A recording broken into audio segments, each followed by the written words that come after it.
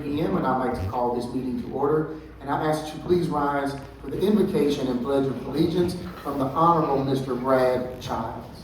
Thank you, Mayor. Father, thank you for the gift of new life through the resurrection of your Son, Jesus Christ. May his love and hope fill our hearts today. We thank you for the creativity and the resourcefulness that you have blessed upon this city from councils and staff, past and present. This council is blessed with such an amazing gift to be a connection in your plan, starting from the city's founding fathers to the leaders we can only imagine in our future. Thank you, Father, for blessing us with imaginations through which we hope to please you with dreams and goals for Orange. Lord, your plan in this community has no limits except in our minds. May we always trust in your faith and open our hearts to your will. We invite you to work within us and through us. Bless this meeting today and all those present, as well as the lives of those we encounter afterward. In Jesus' name, amen. Amen. Pledge allegiance to the flag of the United States of America and to the republic for which it stands, one nation, under God, indivisible, with liberty and justice for all. Please stand. Please continue to stand. I will ask for, on this special meeting, today is a very sad day, for we have lost the Pope. So I would ask you please pause for a moment of silence in honor of the Pope.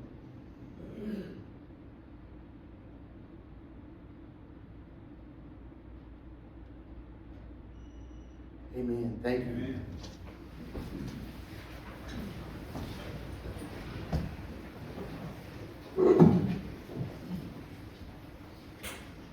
Okay, at this time, we will now move on to item 3, motion finding that the events, posting, and notice requirements of Article 8.1200 of the Code of Ordinances of the City of Orange, Texas, have been met in relation to all minutes and pending ordinances and resolutions on this agenda, and that the reading of such items be confined to the captions as are agreed upon by the ordinances and resolutions. Do I have a motion? Motion. We have a motion and a second. Ms. McKenna? Aye. Mr. Chandler? Aye. Mr. Childs? Aye. Mr. Birch? Aye. Ms. Hennigan? Aye. Okay, motion passes. On to item 4, citizen comments. At this time, comments will be taken from the audience on any subject matter, whether or not that item is on the agenda. All comments are limited to a maximum of 3 minutes for each speaker, and your comments are appreciated.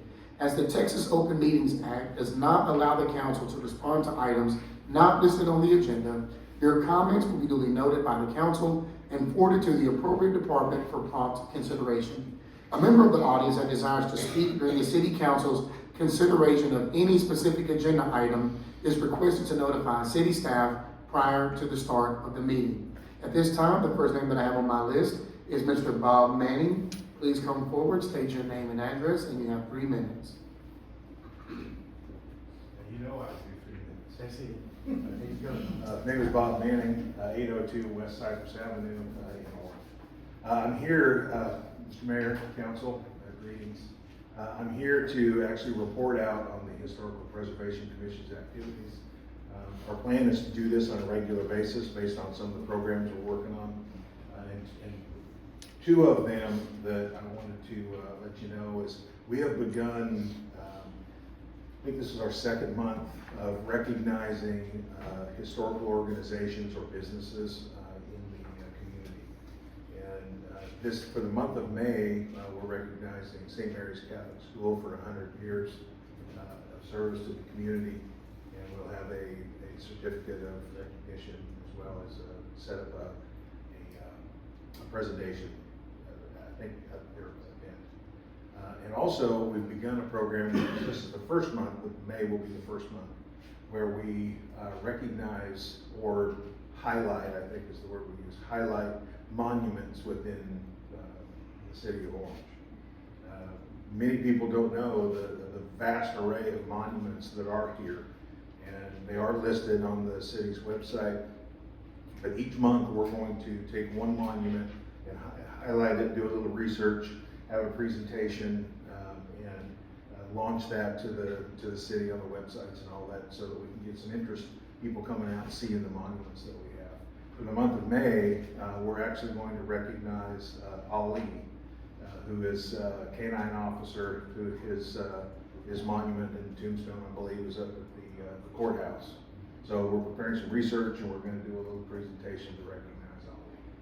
So those are some of the things we're doing. We've got many more on tap, and I'll be back, hopefully, well, I or someone from the commission will be back every month to give you guys an update.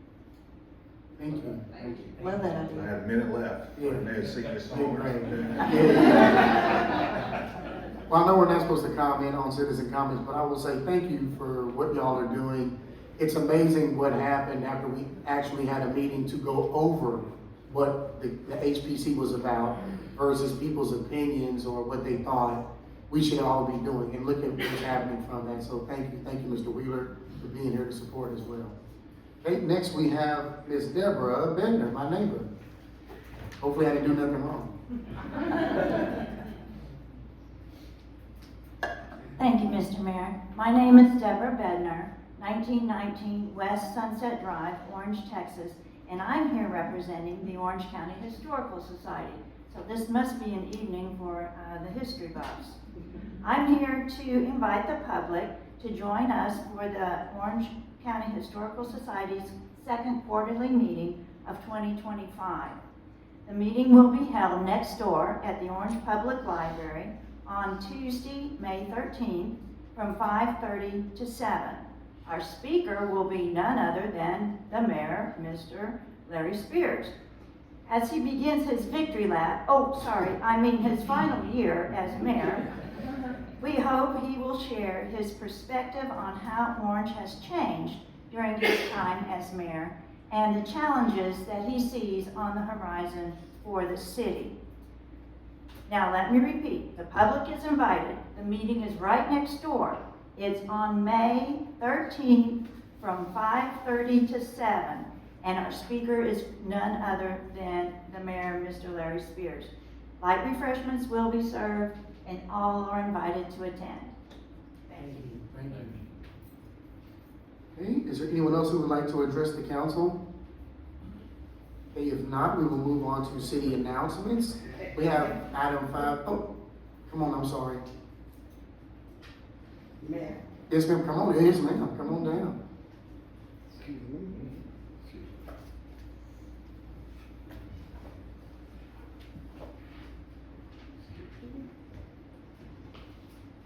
Okay. Good afternoon. My name is Joanne Rainey, My name is Herman Rainey. and we live at 1409 Burke. Yes. And I'm here to, okay, I work today, so bear with me. But I am here about the trash, the garbage. And the guy that's supposed to pick up the garbage, people that I run down trying to get them to move these trashy streets off of my street. The guy that bought the land across the street, he mows it and the dust is everywhere. I've never seen anybody mow a yard and it's just dust. And it makes my house dusty. And I've been on Burton for over 20 years, moved from California, had relatives to come in and say, this is a trashy little city.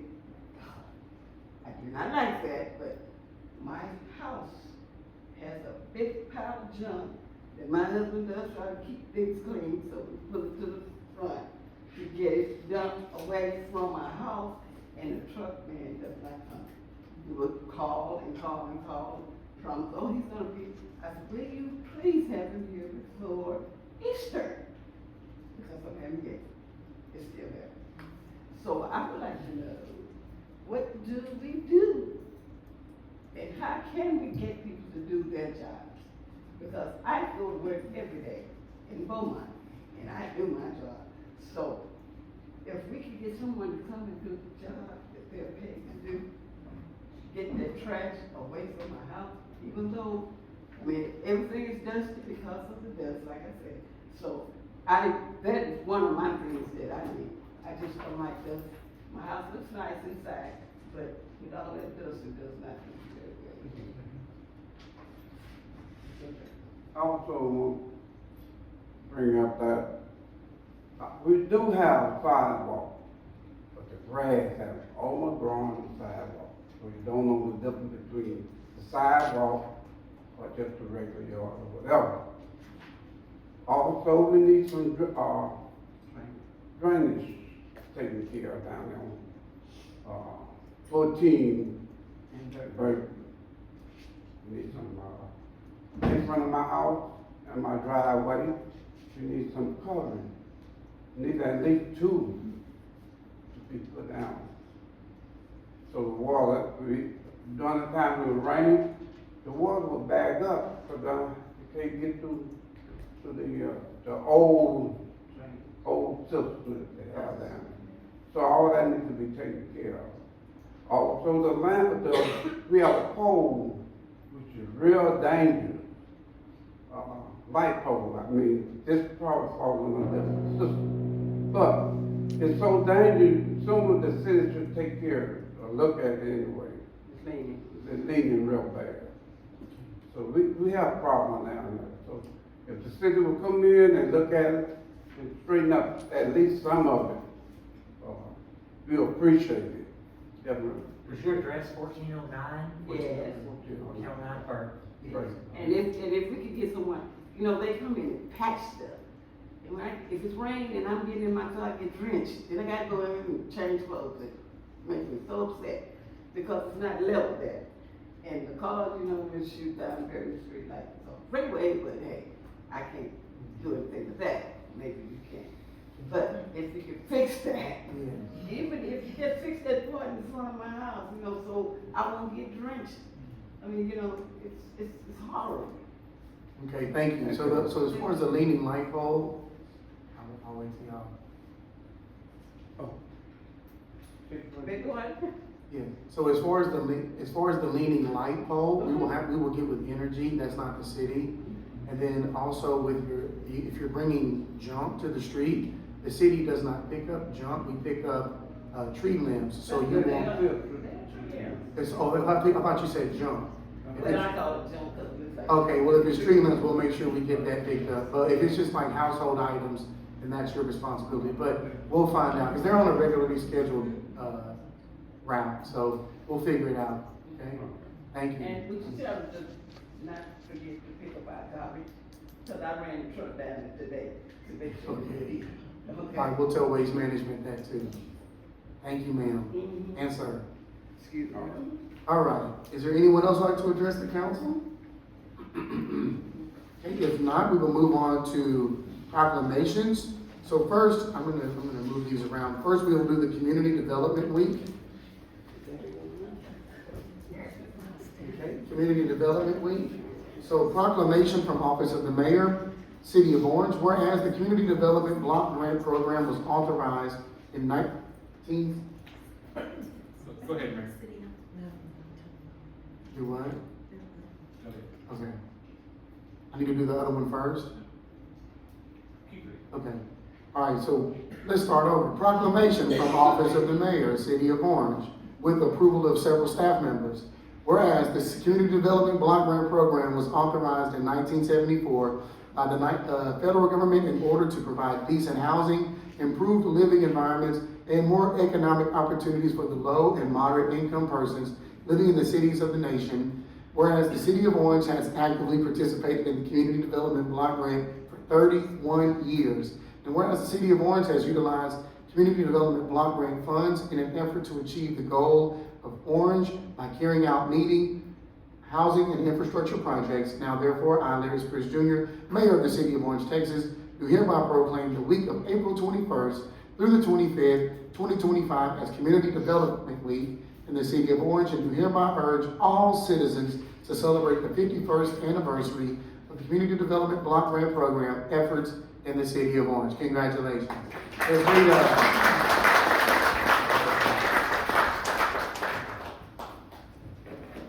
CDBG.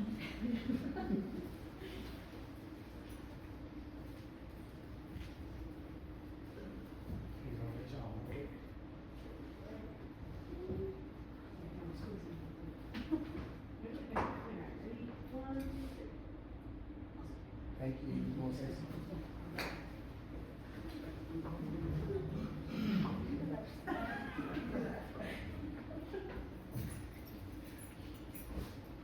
Hi, my name's Dawn Burley, and I'm with Goals, Greater Orange Area Literacy Services. and we are a recipient of this grant, and we are very, very appreciative of you, because without it, there's so much that we wouldn't be able to do. And right now, we have about 40 people that we help get their GED and learn English as a second language, which helps them have an opportunity to get a job, because apparently you cannot get employment without at least a GED these days. So you're helping people become employable and be able to keep their jobs. So we appreciate this very much. Thank you. Thank you. Hi, my name is Alice Webster. I'm the Assistant Director at Stable Spirit, and we use Spirit Horses to do therapy for kids. This particular grant that we get helps our hippotherapy program, where we partner with Kids Therapy, where those students get physical, speech, and occupational therapy while riding a horse. That enhances their therapy and helps them reach their goals faster. We have about 4 students that get services weekly, and insurance does not cover this in Texas. Anyway, other states it does, but health insurance doesn't cover this. So without this grant, we would not be able to provide that service for these clients to be able to reach their goals. So we appreciate this very much. Thank you. Hi, I'm Elizabeth Campbell, Executive Director of Jackson Community Center, and I'd like to thank the City Council for the CDBG grant that we received. That grant helps us to offer free tax services from January through April. We also use it for our summer program with the youth. We tutor them in math, reading, and grammar. We also have a computer lab that we're going to be offering more classes to seniors to learn how to do computering. Without the grant, it would be hard for us to be able to offer these different services free to the community. We had a successful tax season, and all of our services are free to be, with the community. We had a tax program that really was successful this year. We helped over 150 people get their free taxes. I just want to thank you. We appreciate your support. Thank you. Thank you. Mayor and council, thank you again for your support that you always give to the CDBG. We also help fund Orange Christian Services. They do rent utility services for those in Orange. Meals on Wheels, the struggles they've had, and so we are helping them get back on their feet with what we do. We also funded Samaritan's Counseling this year, and they are helping youth coming out of the juvenile system to reroute themselves and go on to a better life. So without your support, there'd be a lot of citizens in Orange who would not get the services they need. So thank you very much. Thank you. And thank you to the recipients for showing up, and we appreciate you and happy that we can be of assistance doing God's work in the community. So we can go back real quick? Yep. City announcements? Yeah, oh, I That's see. what they were trying to get to. Okay. All right, so city announcements.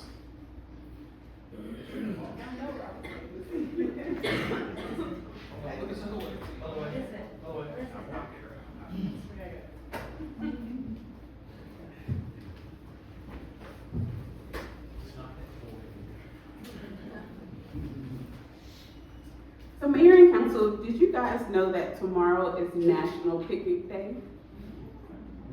Did y'all know that? No. I didn't either. Allison actually told me earlier today. The CBB team and Explore Orange is excited to officially announce a newly weekly event coming to downtown Orange. It's called Picnic at the Pavilion.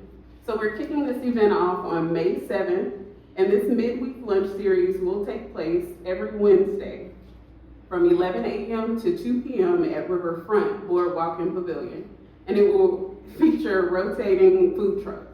So our goal is to create a consistent downtown attraction and offer an opportunity for both local and regional food vendors. So we just want to bring some more foot traffic to the downtown area.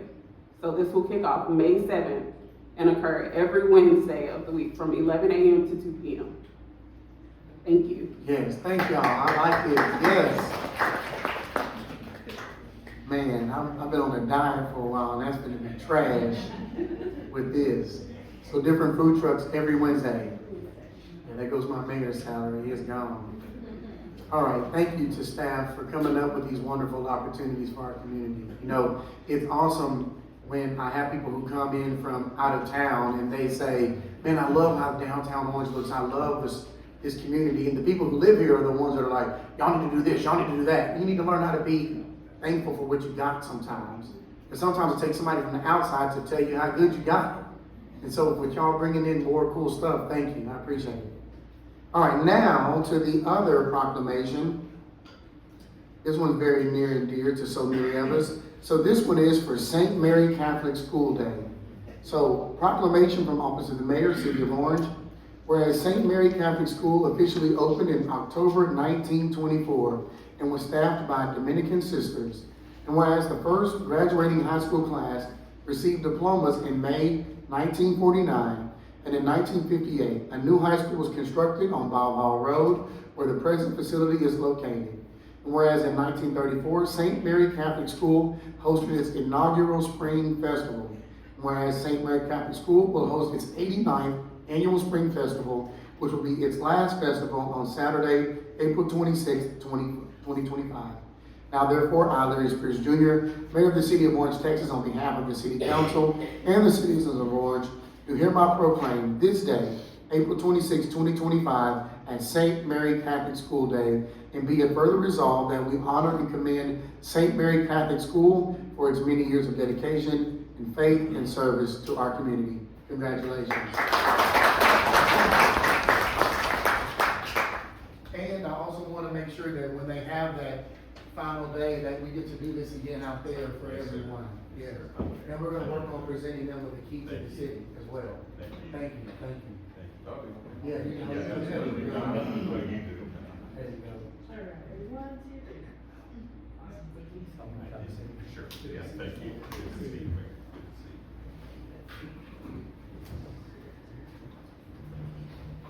Good afternoon. My name is Robert Reed. I'm the superintendent of schools for the Diocese of Beaumont.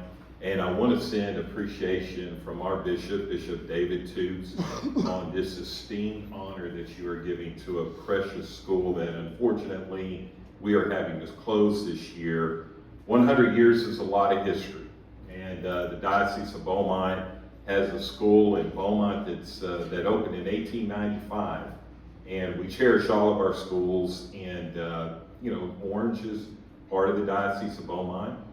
We hate to lose a school here, but we are so blessed to have this council, mayor, you and your council members honor our school. I will also pass on to Bishop the moment of silence that you gave for our Holy Father. Bishop is currently about to conduct a 6 p.m. Mass at the Basilica in Beaumont in repose of Pope Francis's soul, but I know that he is really touched.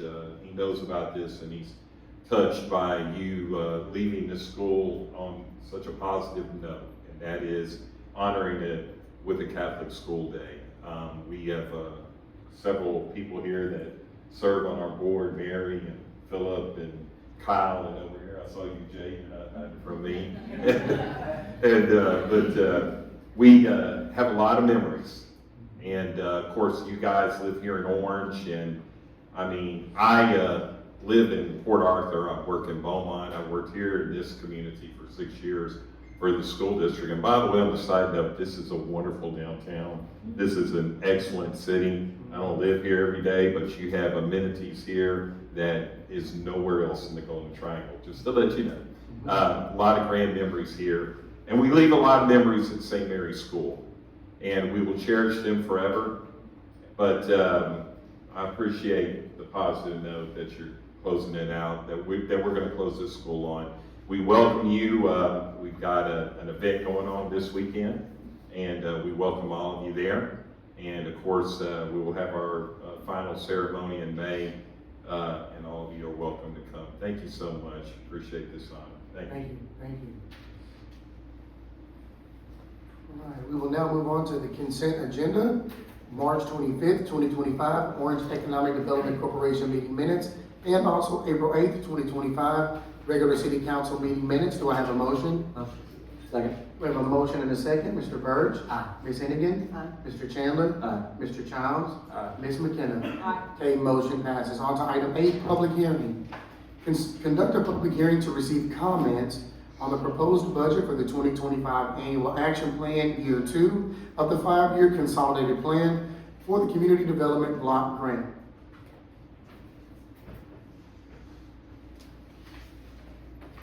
Mayor and council, this is the first public hearing that we're having for our 2025 grant year. We do not know yet what our number is going to be. We're hoping it will at least be the same and not be cut more than we've already been cut. I have a poster here which shows you for the last 10 years how much money we've gotten. We started out in 2005 getting $512,000. This year we only got $312,000. So we've been cut repeatedly, and that's why the National Community Development Council is fighting so hard to try to keep the CDBG from being cut. A couple things I wanted to say. Since I started in 2020, we started out with $348,000, and we served 563 people in the city of Orange. In 2021, we got $362,000. It did go up a little, and we served 573 citizens in Orange. 2022, it went down to $329,000, but we went up and served 583 citizens in Orange. In 23, we only got $316,000, but we served 673 citizens in Orange. And this year, we're down to $312,000, but we'll be serving 757 citizens in Orange. So even though we're getting less money, we are still helping more citizens every year. So that's why, this is so vital.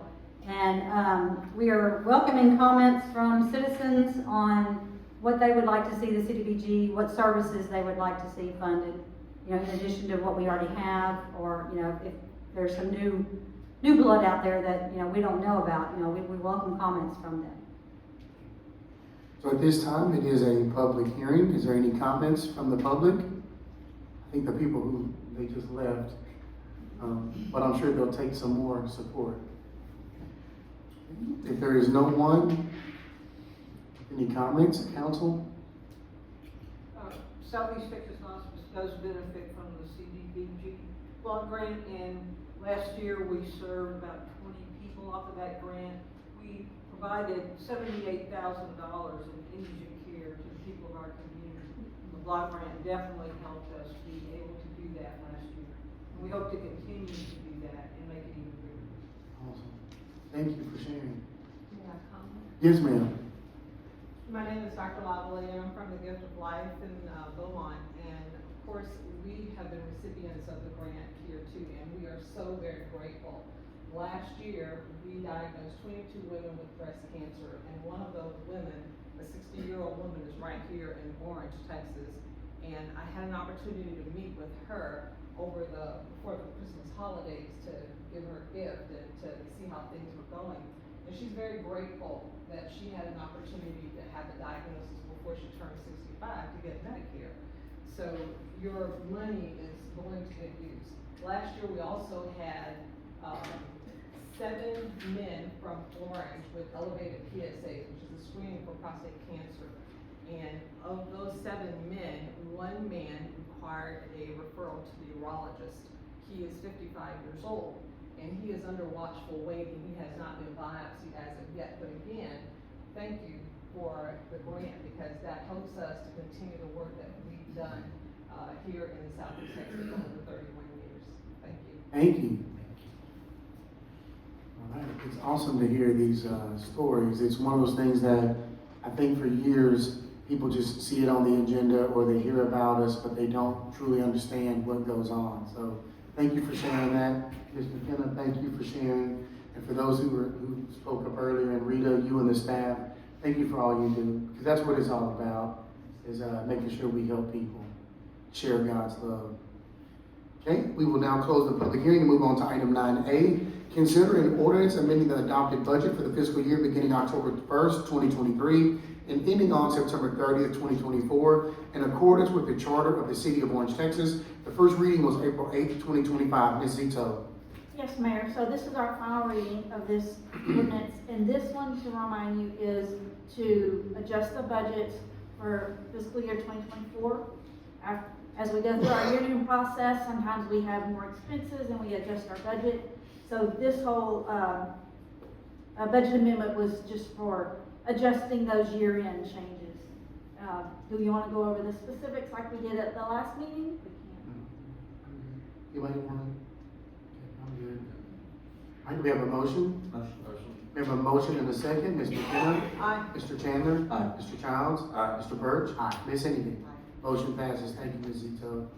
And also item 9B, consider an ordinance amending the adopted budget for the fiscal year beginning October 1st, 2024 and ending on September 30th, 2025 in accordance with the charter of the city of Orange, Texas. First reading was April 8th, 2025. Ms. Zito. So this is the final reading for our budget amendment for this year's 2025 budget. We went over all the line items. Majority, when we have our first round of approvals, we are adjusting and rolling our budgets forward. So projects that we started last year, we budgeted for last year, but we couldn't finish them, so we're rolling our budget forward. And that's what these budget amendments are for, to roll those money forward to carry forward and finish our projects. All right, any questions or comments? Do I have a motion? Motion. Second. We have a motion and a second. Mr. Birch? Aye. Ms. Hennigan? Aye. Mr. Chandler? Aye. Mr. Childs? Aye. Ms. McKenna? Aye. Okay, motion passes. Thank you, Ms. Zito. Item 9C, considering an ordinance of the City Council of the City of Orange, Texas, amending the Orange Code of Ordinances, Chapter 4, Business and Commerce, Article 4.1700, Game Rooms, in its entirety by prohibiting amusement redemption machines and game rooms within the City of Orange, repealing all ordinances in conflict with this ordinance, providing a severability clause, providing a penalty clause, providing an effective date, and other matters. Mr. Knopf. Yes, this ordinance bans game rooms and 8-liter machines in the city, and it applies to all businesses, establishments, and organizations. And this ordinance is the result of a court case out of Fort Worth, where the Second Court of Appeals ruled that 8-liter machines, commonly called amusement redemption machines, are unconstitutional in the state of Texas because they have an element of chance. And then the Texas Supreme Court declined to hear an appeal from that Second Court of Appeals decision. So it is now the law in the state of Texas that amusement redemption machines are illegal in Texas. So this ordinance will become effective August 4th in order to give the businesses that have these machines time to remove the machines from the city of Orange. And so in addition to this ordinance, then we will be bringing you another ordinance, which remains the zoning ordinance, and that ordinance will prohibit game rooms in any zoning district. Thank you, Mr. Knopf. Thank you for that explanation. And so once again, I know we have visitors here and people watching through social media later. So once again, this is prohibited in the state of Texas due to the appellate court's ruling found. And so now we're moving forward along with other cities that will be following as well. Okay, I just want to make sure we're like, they know this is not the city of Orange doing this on our own. Because I know that'll be on Facebook before we know it. Yeah, we're following what the city of Fort Worth did on their Okay. ordinance. All right, do we have any questions or comments? Do we have a motion? Motion. Do we have a motion and a second? Ms. McKenna? Aye. Mr. Chandler? Aye. Mr. Childs? Aye. Mr. Birch? Aye. Ms. Hennigan? Aye. Okay, motion passes. Thank you, Mr. Knopf.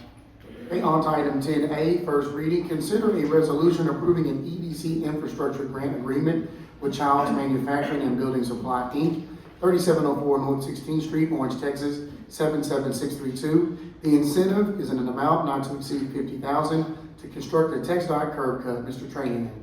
Mayor, I need to recuse myself from this subject. Okay, thank you, Mr. Childs. Yes, so Mayor and Council, this was discussed in quite detail at the EDC board meeting itself prior to the council meeting. So in essence, now that the permit has been formally approved by TxDOT and Public Works Director Adam Jack worked with project owner Brad Childs on this over a period of months. Basically, we as an EDC had formally approved a $50,000 EDC incentive that would go toward the TxDOT curb cut that is going to be positioned between the railroad track at Bob Hall Road and 16th Street, North Highway 87, to allow ingress and egress into the project site. So the EDC unanimously approved this at the earlier meeting, and now it goes to you before council. Thank you. Okay. We've already discussed this several times. Do we have a motion? Motion. Second. Okay, we have a motion and a second. Mr. Burge? Ms. Hennigan? Aye. Mr. Chandler? Aye. Ms. McKenna? Aye. Okay, motion passes. On to item 10B. Consider a resolution authorizing the city manager to amend a Chapter 380 Economic Development Program Agreement between the City of Orange, Texas and International Paper Company, terminating the original agreement, effective order October 31st, 2024. Mr. Trainer. Yeah, so Mayor and Council, this was formally discussed at the EDC board meeting as well.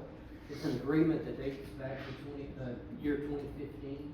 And I will share with you that Guy Goodson and Kate Leverett basically have conducted a review and made the advisement to city staff to terminate the existing Chapter 380 sales tax agreement simply because of the announcement of USG Paper now moving into the former International Paper site.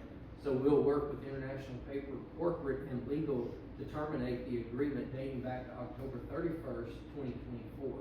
So it's taken that length of time for the two parties to basically work through the agreement.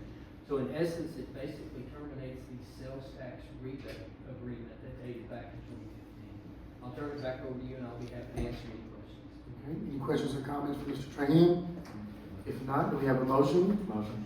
We have a motion and a second. Ms. McKenna? Aye. Mr. Chandler? Aye. Mr. Childs? Aye. Mr. Birch? And Ms. Hennigan? Aye. Okay, motion passes. On to item 10C, consider a resolution authorizing the city manager to execute change order number 3 with Bernusco Contractor Inc. for the wastewater treatment plant clarifiers rehabilitation. Mr. Jack. Good evening, council. Originally, we had a contaminant spill at wastewater treatment plants at Bernusco. It damaged our aeration basin, our clarifiers, and our UV basin. Barshano, our contractors, was contracted to do the work on the clarifiers. Their original bid was about $930,000. Due to the fact that some of the damage was under the water in the clarifiers, it could not be identified at the time of the bid. As we uncovered those damages, we needed to make those repairs. Barshano has asked for $45,054 and an additional change order to make the repairs of those facilities that were under the water that could not be seen. Staff recommends approval. Thank you, Mr. Jack. All right, any questions or comments, Mr. Jack? If not, do I have a motion? Motion. Second. Can we have a motion second? Mr. Burge? Aye. Ms. Hennigan? Aye. Mr. Chandler? Aye. Mr. Childs? Aye. Ms. McKenna? Aye. Okay, motion passes. Thank you, Mr. Jack. All right, item 10D, consider a resolution awarding a contract to DDS Constructors, LLC for bid 2025-20 Sunset Addition Water and Sewer Line Improvements for the City of Orange in the amount of $1,137,511.50. Mr. Jack. Public Works is excited to bring forward the bid and the award for the Sunset Edition. This is the community next to HEB on 16th Street that has for many years suffered from challenges with their water and sewer system. Thanks to a CDBG grant associated with Tropical Storm Imelda, we were able to do the engineering for this project and release it for bid. The grant permits $793,000 for construction. The bid was a base bid and 2 alternatives. The base bid was to rehabilitate the water and sewer within the community. Alternate 1 was to replace the meters with new ultrasonic remote control meters, which will be in backyards. And alternate 3 was to replace the water loop adjacent to the railroad track for that same community. Based on the bids, we had 6 bids. Only 1 bid met the requirements of the bid. That was BBS Constructors, also known to us doing business as MK Constructors out of Vidor. Their total bid was $1,253,870.50. And looking at those bids, staff recommends that we award the base bid to rehabilitate the water and the sewer and to install the remote control meters and leave off the table replacing the exterior water line along the railroad tracks. That amounts to $1,137,511.50, of which we, the city, will need to take from the enterprise fund $344,511.50 to make up the difference from the grant. Staff recommends approval. Any questions or comments? I'd like to thank Mr. Jack for going out and finding these grants. We desperately need them for our infrastructure. Thank you, sir. Yes, sir, thank you, and I'm excited to see now 2 items back to back, us showing the community that we are working on infrastructure. It's one of those things where you don't always see it because it's underground, so thank you, Mr. Jack. We have any, have a motion? Second. Have a motion and a second, Mr. Birch, Ms. Hennigan, Mr. Chandler, Mr. Childs, Ms. McKenna. Motion passes. Item 10E, consider a resolution of the City Council of the City of Orange, Texas, authorizing the city manager to execute an amendment to the lease agreement between the City of Orange and Orange Youth Baseball and Softball for the reimbursement of funds by the City of Orange Youth Baseball and Softball for updates and improvements to the lighting of the playing fields. Mr. Jack. Yes, as you recall, we were gracious, GT Polymers was gracious enough to make a donation to the city in the amount of $250,000 for improvement in Memorial Field. Orange Youth Baseball and Softball came to us and suggested that they would like to purchase and install the lighting system there at the ball fields on our behalf to expedite the process and perhaps get a little bit better pricing. In order to do that, since the donation was made to the city, this amendment to the lease will allow us to reimburse them to do that work. Staff recommends approval. Okay, any questions or comments? Does this increase their, the years for their lease, or is it only satisfy the lease? I do want to make a clarification. We're not amending the lease, we're doing a separate reimbursement agreement. That's not a statement. Thank you, Mr. Childs. Any other questions or comments? I will say thank you to staff for working with this. I want to say thank you to Ryan Crowell and the OYBS board. Real quick, short story, if you hadn't heard this already. So Ryan Crowell came to me and their board, they needed help with OYBS, and they brought up our archaic agreement between the city and them. And we found out we had a lot of discrepancies we needed to address, and so staff got on that. The amount of money that they needed, we were in a shortage on our budget last year, and I literally said, even though he was mad at me and a few others, I said, let's just pray about it. And 2 weeks later, Chevron Phillips says, here's $250,000, which was 5 times what they needed. So I'm just very excited about this because a lot of times we have to remember that giving it to God is the best way, because he knew what was needed, and now they have something that's going to give back to them exponentially and also be a cost savings for OYBS. So thank you, staff. Do I have a motion? Motion. We have a motion and a second. Ms. McKenna? Aye. Mr. Chandler? Aye. Mr. Childs? Aye. Mr. Birch? Ms. Hennigan? Aye. Okay, motion passes. On to item 10F, consider a resolution awarding the contract to Miracle Equipment Company in the amount of $17,740.21 for the purchase and installation of the swing set to be located at Sunset Park, Orange, Texas, and providing an effective date. Ms. Monson. Yeah, so when we were looking at our consolidated plan for the next 5 years, we started seeing that a lot of the playground equipment around the city was outdated. And Sunset being right there on 16th Street where everybody can see, they have nice playscape, but their swing set looked a little old. So we went out for bids. May Recreation was the only one who offered a bid. Miracle Recreation Equipment will be the ones installing it, and at the amount of $17,740.21, which is being paid through the CDBG grant. We recommend approval. Okay. Any questions or comments? All right. I'm very excited to see that happen. Do we have a motion? Motion. Second. We have a motion and a second. Mr. Birch? Ms. Hennigan? Aye. Mr. Chandler? Aye. Mr. Childs? Aye. Ms. McKenna? Aye. Okay, motion passes. Very excited for, so we've redone Lions Den, we've redone Ridgemont, we've done the one behind the Horseman store, and then now to be able, that's right, and then now to be able to do that one as well. So. Yeah, and we're also, with this year's grant, going to put in parking at Sunset also. All right, thank you. That's coming down the road. Oh, yeah, and Cove Park as well, which is having an event right now. Right. All right, thank you. All right, next up, we have item 10G. Consider a resolution of the City Council of the City of Orange, Texas, accepting a donation of the County of Orange, Texas of a 20 feet by 30 feet hospitality pavilion constructed of steel and concrete to be erected by members of the Orange County staff in a mutually agreed upon location within the Riverside Pavilion located at 708 Simmons Drive, Orange, Texas, to enhance the city's and county's hotel and tourism industries. Mr. Coons. Mayor and council, a couple of weeks ago, Judge Gauthier, who's in attendance, approached me about the county donating a hospitality pavilion. He is here tonight if y'all have any questions of him. That's about the details I got on it. All right. All right, got anything you want to talk about with us? Yes, sir. Come on, yes, sir.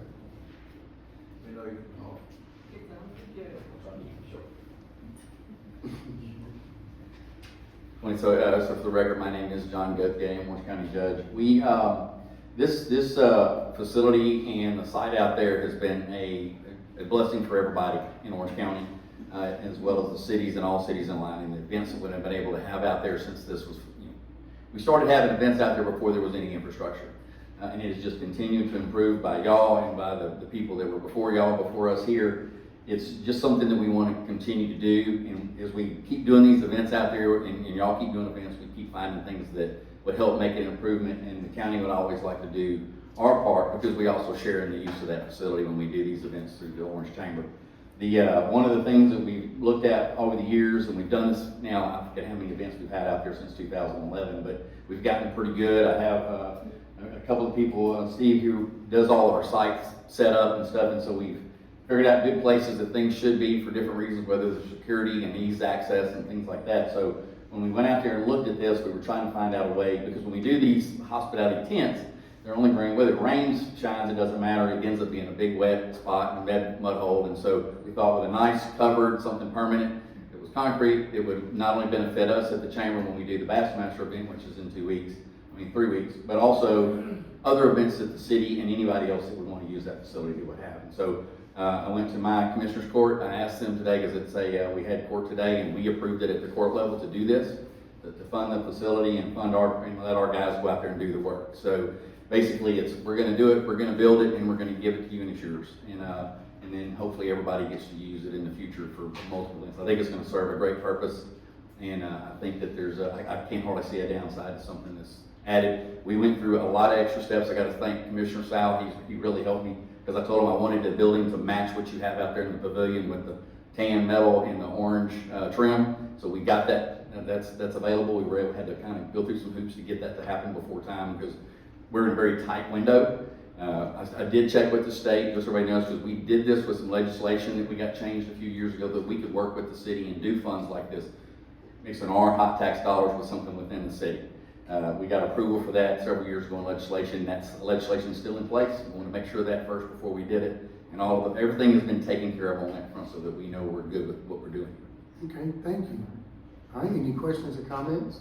Thank you. Thank you. Yep, so the only thing I know one of the things was, I saw the rendering, I think it looks good, I love the orange trim. And so I know, like, speaking with several council members and then a few, in the city, so I guess I would like for us to work with Adam Jack to make sure we have the proper placement, because I want to make sure we're not losing anything for like any of our other events. And so, I know that, I'm not sure exactly where it was wanting to go, but I have had people say maybe even like right by the entrance or right across from the sidewalk that goes up to the So we actually met with Mr. Childs out there, Councilman Childs. We met last week, kind of looked at some of the opportunities and some of the places we thought based off of where we've had these events. One of the things we want to make sure of with something like this is that it's in a good, secure location with our law enforcement that's out there during events, and that it's got great visibility for that. And then today, we met, and then actually we drove out there, and Mr. Jackson's out there as well at the same time. We had actually marked the spot, not realizing where some of the water lines and underground drainage were. They went out there and remarked that for us today. We met back out there again, and then Adam just happened to be out there, and we adjusted it again to make sure that we're not on top of any of those facilities in utilities. So I think we're in good shape where we're going to be, and I think in the morning my crew's going to be out there in the morning ready to roll with it if it's approved tonight, and then we'll get with, Mr. Jackson, make sure that we're in exactly the right spot, that it's gonna fit for the uses of it and be able to serve, like I said, all the other events out there as well. And not Okay. interfere with mainly the utilities and the water that was already there. Where was it chosen? So it's between the orange, if everybody's familiar with where the orange is at, and then there was a little wooden tower, small, about this tall, that had a water line that came up through it. So it's kind of between that and almost facing the exact same direction that y'all's pavilion is facing now. Okay. And so facing out in it, so whenever there's a lot of people there that are inside that activity, they're kind of out in the middle of the green space. Okay. So in that spot right there. Out, so, because that's the only thing is I don't want to block. Well, we pulled it back. I think we've even moved it back about 3 more feet today, is what we looked at, Mr. Jackson, is what we said. Yeah, we sort of pulled it back a little bit more, so I think we've got it, but Closer to the we're kind of closer to the street. Yeah, Okay. and so there, like I said, there was a water line out there and an underground drainage line that we weren't aware of until they went and marked it, and so we don't want to set it on top of that. Okay. So we pulled it back as close to that as we could get and still be functional and not in the middle of the green space. Okay. All right, we have any more questions or comments? We talked about putting a small brick ledge there so we can go up partially with a matching brick to match the pavilion and the new gate that's being built. We're still putting brick on the gate coming in. That entranceway had it on there. Yeah, we're still looking at it, based on what the upgrades So we're trying to tie it all in and make everything look the same. And so our building, the structure that we're gonna build is 20 by 30. And so, but we're gonna pour a slab that's 20 foot 4 inches by 30 foot 4 inches to accommodate for a brick ledge around it. Like I said, my only concern was, you know, like my job too as yours is staff was just making sure, you know, Orangetober is a big event. They didn't want it to block and mess up what we do on those other things. And so, but we'll continue to work with Adam, Jack, and with y'all. So thank you. All right, we have a motion. Motion. Second. All right, Mr. Burge, Ms. Hennigan, Aye. Mr. Chandler, Aye. Mr. Childs, Aye. Ms. McKenna. Okay, it passes. Thank you, Judge. Thank you. Thank you, Uncle Steve. I wouldn't let them put it anywhere it messes up. I got you. I promise. All right, so we will move on to H, there we go. Thank you, Mike. There's a whole bunch of letters here, you get lost. Item 10H, consider the resolution of the City Council of the City of Orange, Texas, authorizing the payment of a one-time enhanced retention payment to the members of the Orange Municipal Police Association to be paid in May 2025. Mr. Coons. Mayor and Council, as y'all know, in January, the end of January, we received some unbudgeted funds from one of our industrial district agreements. As a result of that, we were able to come up with an idea for our municipal police association, giving an additional one-time enhanced retention payment to their members to be paid in May. Okay. Are there any questions or comments? I have a question. Mhm. Is there any money left to give the rest of the employees something rather than just the police and fire? Right, so yeah, I'm glad you said about fire, because we did, as a result again of this payment, we did reopen their contract, that was part of their CBA with the fire to reopen it. We can certainly consider that and bring something back to y'all in May for consideration, in some kind of creative way. Yeah, thank you, Ms. Hennigan, for bringing that up. So 2 weeks ago, Mike and I met and discussed that as well. And that was one of the main things was we took care of fire, we're gonna take care of police, let's make sure we take care of everyone else. So thank you for bringing that up, okay? Definitely wanna make sure everybody's getting what we can get. All right, do we have a motion? Second. Motion and a second, Ms. McKenna? Aye. Mr. Chandler? Aye. Mr. Childs? Aye. Mr. Birch? Aye. Ms. Hennigan? Aye. Okay, motion passes. On to item 10I, consider a resolution reaffirming ordinance 1996-6, providing for homestead exemptions on ad valorem property taxes for the taxable year 2025. Ms. Zito. Yes, council and mayor, we have to reaffirm our homestead exemption every year. And so this year we were looking at it, and typically, in the past, we've had 20% homestead and 15,000 exemption for over 65 and for the disabled. On page 137, you see a list of all the other cities and entities and what do they do. We're kind of in the middle. City manager and staff recommend that maybe we increase our homestead, our exemption for over 65 and disability to 20,000. 5,000 more per individual that falls in those categories. I estimate that might cost the city about 70,000 overall, which isn't very much, but that little bit could help a disabled person or over 65 greatly on their property taxes. So it's totally your call. You tell me what to put and we will submit this to the tax assessor collector, but we did look it up. We have about 1605 homes or properties that are over 65 in that category, and we have 163 in the disabled category. So whatever y'all's preferences. All right, any questions or comments from council? I think it's always good to try to be the best that we can and help our taxpayers. So do I have a motion to approve? Then we do need a number. You'll need to say a motion with it. To increase it or leave it as it had been in the past. Okay, let me say it won't, so so I wanna make sure let me start over. Do it one more time. So how do I have to say it now if I want to? If you want to increase it, I would make a motion to increase the exemption for over 65 and disabled to 20,000. Increase the exemption. So how about I just say increase the exemption? Is that better? And that's the one that we want to help lower it, right? Okay. So I will make a motion to increase the exemption. Okay. We have a motion and a second. All right. Ms. McKenna? Aye. Mr. Chandler? Mr. Childs? Aye. Mr. Birch? Aye. Ms. Hennigan? Aye. Okay, motion passes. Thank you, Ms. Zito. Sorry, I didn't want to mess that up. All right, item 11A, consider a motion acknowledging receipt of the Orange Economic Development Corporation's annual financial report and audit report as presented by Brooks, Watson and Company for the fiscal year ending September 30th, 2024. Ms. Zito. So we presented EDC's annual audit to the EDC board earlier, and most everybody was in attendance. You have a copy. Do y'all want to go? You want our auditor to go through the presentation again, or? I think we're good. You're good. Yes, ma'am. Then you Not can trying accept- to, Then just accept receipt. it's like I stayed and they didn't let me do my thing. I'm sorry. Okay, so we have a motion? Motion.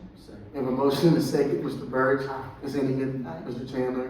Mr. Childs? Aye. Ms. McKenna? Aye. A motion passes.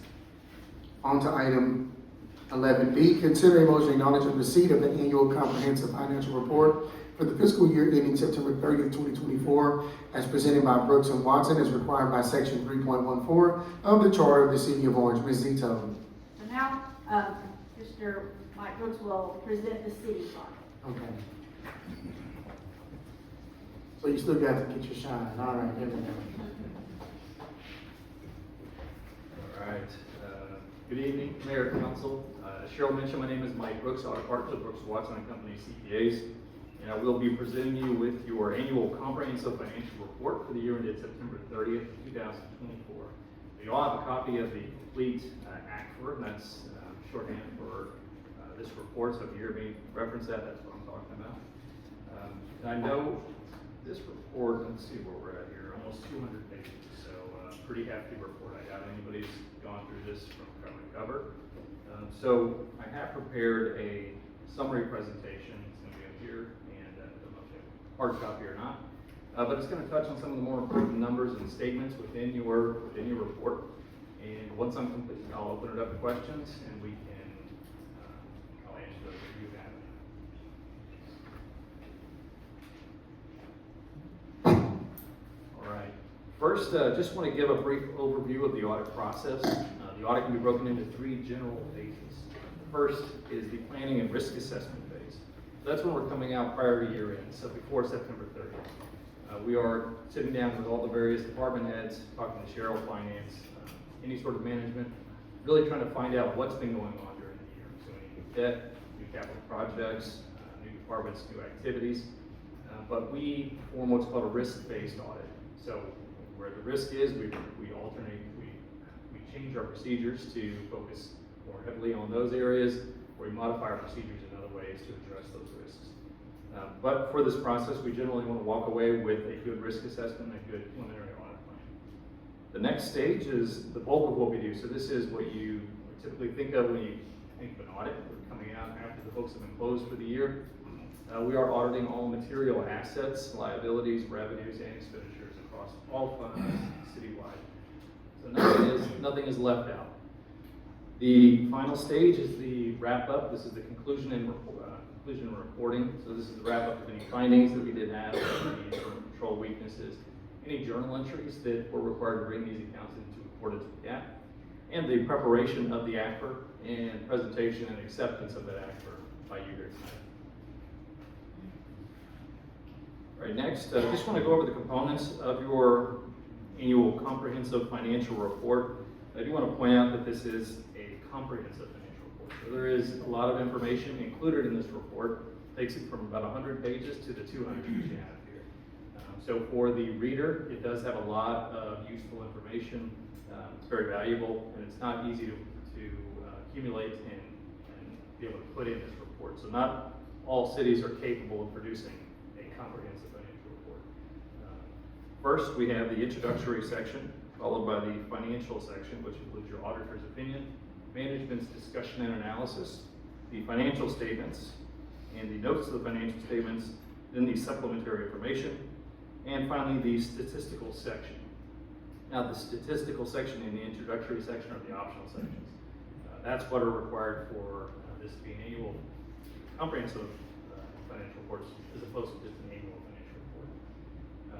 So just preparing the ACFR is one thing, but the city also has elected to submit this report to the GFOA and be evaluated to potentially receive the Certificate of Achievement for Excellence in Financial Reporting. So a team of reviewers will review this report, and if the city does meet those standards, the city will receive this award again. The city has received this award for 32 consecutive years. That's quite an achievement. All right.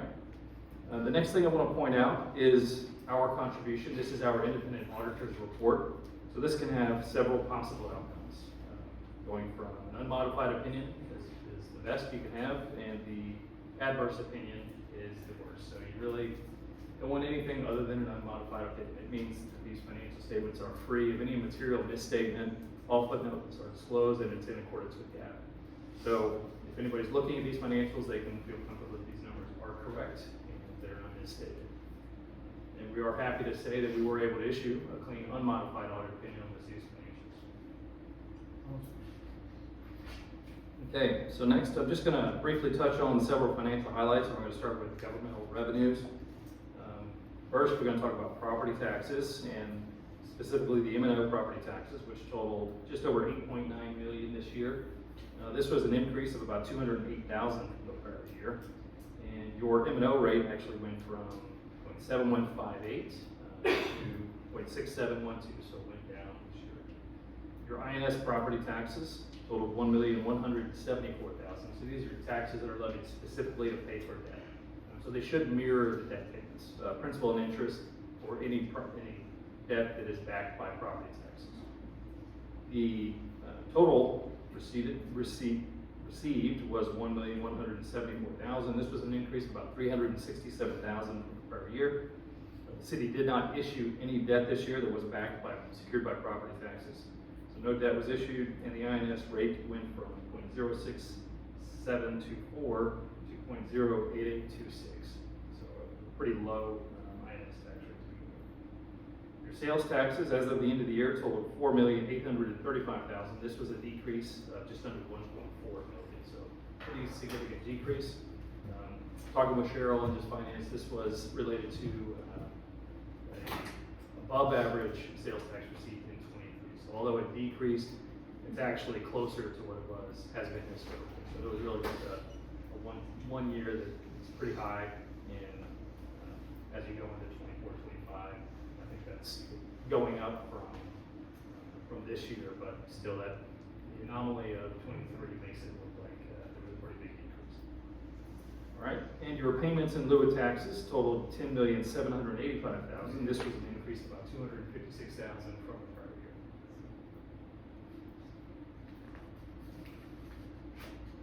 All right, so next we're going to go over the general fund balance and the budget to actual for the year. So how did the city do financially when you compare it to what you initially adopted and anticipated? So overall, there was a net positive budget variance of 1.5 million. Now this comes from your final budgeted numbers. So if you look on the left-hand side here, we have budgeted revenues of 29,274,000, expenses 29,433. Some other financing sources, but the anticipated budget anticipated a deficit of 151,000. So your budget, your final budget was approved expecting to pull from fund balance about 151,000. The actual results this year was an increase in fund balance of about 1.3 million. So if you thought you were going to pull from fund balance, you actually added to it. And that gets you to your overall positive budget variance of 1.5 million. So a lot of this was just related to your expenditure side. You expended a lot less than you anticipated with your final budget. All right, so your general fund did add to fund balance this year about 1.3 million on top of what you already had. And that gave you an ending fund balance this year of 20,346,380. The city's policy recommends an unassigned fund balance, which is an unrestricted fund balance, unassigned for the purpose, but you can spend it on emergencies or just future expenditures. Or it is similar to a rainy day fund of at least 110 days or 30% of your annual general fund operating expenditures.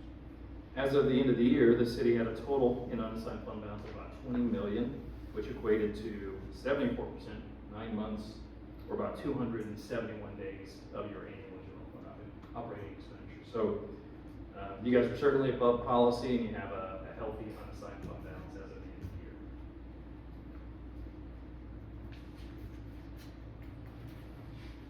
All right, next, we're just going to go over the proprietary funds. These funds are a little bit different than your governmental funds in that they should be self-supporting.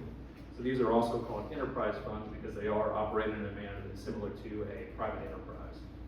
So they do sell a service, water and sewer services or sanitation services. And the city should have rates that are adopted at a level that you fund your operations, debt service, and any capital improvements. So these funds should be self-supporting. They should pay for themselves. If they are losing money over time or having significant operating deficits, typically an indication that there's some sort of issue, something that's a red flag. Either the rates aren't set at the right level or expenses aren't allocated appropriately or some other operational issue. So I do just want to go over the changes within these funds. If we start with the water and sewer fund, the operating income this year was just under 1.3 million. You had non-operating revenues and expenditures, which is your interest income and interest expense of 140,000. You transferred out 113,000 in capital contributions, which are capital assets and other revenues, capital-related revenues that came in. These typically are not recurring type revenues, but they are reported as a revenue when they are received during the year. But overall, the water and sewer fund had a net increase in that position of about 2.4 million. So certainly no indication of any issues. Yet operating income and everything looks as it should.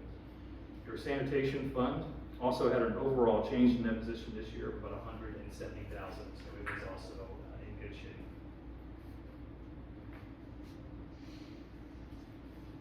All right, next, I just want to touch on some of the more significant capital outlay purchases during the year. The city purchased land off Rosewood and Citizens Drive for about $345,000. There were improvements made to Cooper's Gully drainage pump stations for just under $2.8 million. The city purchased police and fire equipment totaling just under $200,000. 6 police vehicles totaling $283,000. Made improvements to Meeks Drive ground storage for just under $1.5 million, and made repairs to and rehabilitated multiple lift stations for just under $1.7 million. Your street improvements made this year were just under $540,000. Made sewer line improvements $558,000. We also purchased 2 freight liners for $441,000 and 4 wastewater treatment plant clarifiers for $661,000. All right, so in addition to the city's financial statement audit, we are required to perform an audit of the city's compliance with the Public Funds Investment Act, or PFIA. So has the city adopted the investment policy? Have you provided the correct investment reports in the correct manner to City Council. Has the investment officer attended the correct training? Has the city designated an investment officer?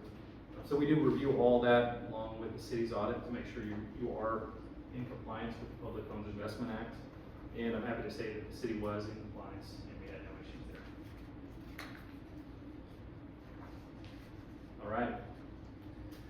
Thanks for staying away from me on that. I know some of this can get a little hard to follow, but I do appreciate it. So that does conclude my presentation. But if you had any questions, I'd be happy to answer. Thank you. I really appreciate this report and thank you for helping us to show proof that staff and council are doing their very best with what we have. And it's always great to have an itemized list that we can use to reference for the questions of the public. And of course, this is always readily available to them. So thank you for this report. Thank you for this audit. We appreciate you. Sorry we didn't let you do the other one, but I know you got to end on this one. All right. Mike said he'll buy you some lunch or something next time. All right, do we have a motion to accept? Motion. Second. Okay. For acknowledged receipt. All right, we have a motion and a second. Ms. McKenna? Aye. Mr. Chandler? Aye. Mr. Childs? Aye. Mr. Birch? Ms. Hennigan? Okay, motion passes. Item 11C. Consider a motion acknowledging receipt of the Orange Economic Development Corporation financial report for the quarter ending March 31st, 2025. Ms. Zito.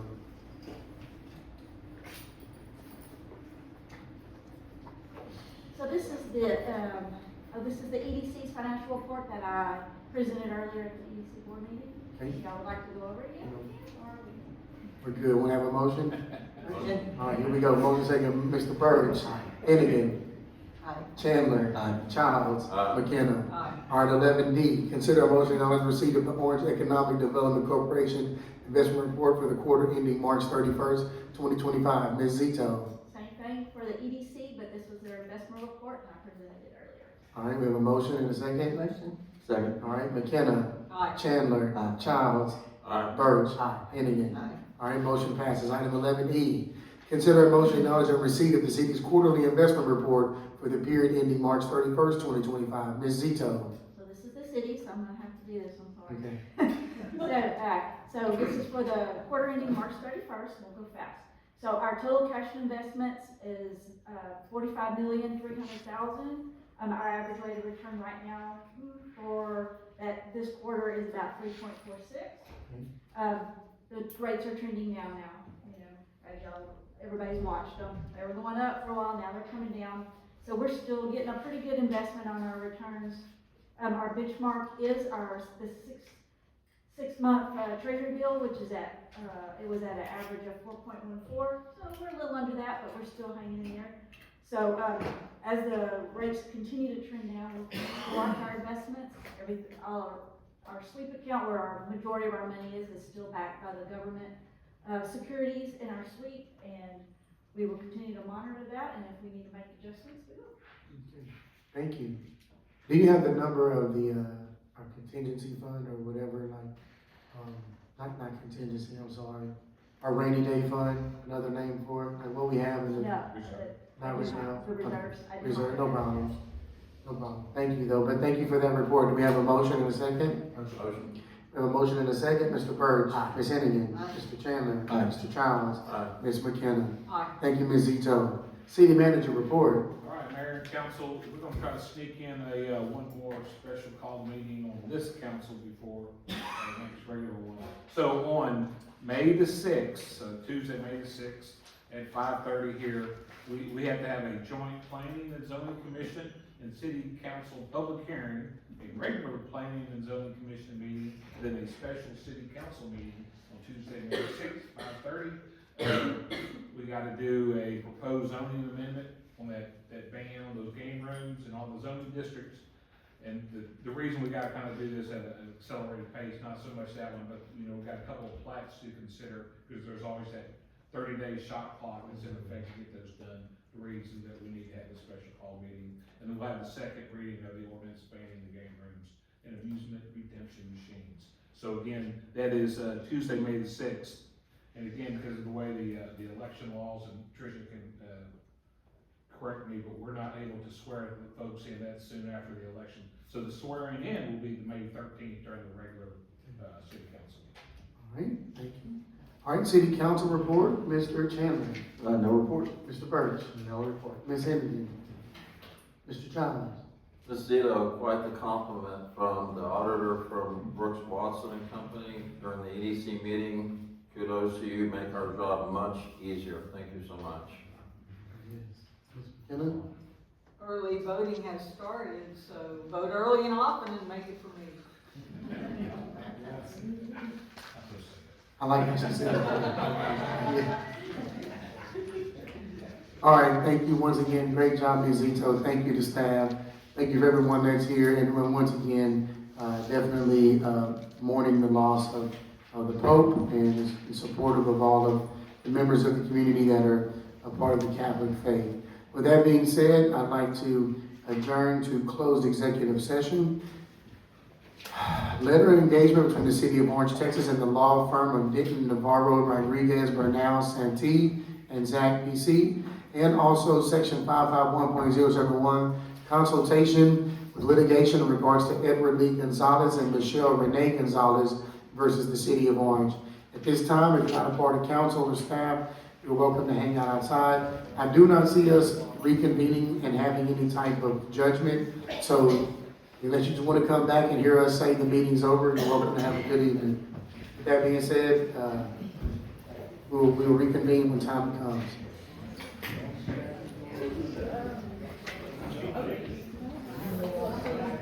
One, we will allow staff to continue working on that agreement. And we need to approve the agreement. We have a motion. Motion, second. We have a motion and a second. All in favor say aye. Aye. Motion passes. There is nothing to be done on item 13A2. With that being said, we have a motion to adjourn. All in favor say aye. Meeting adjourned. Thank you. Time to go get some.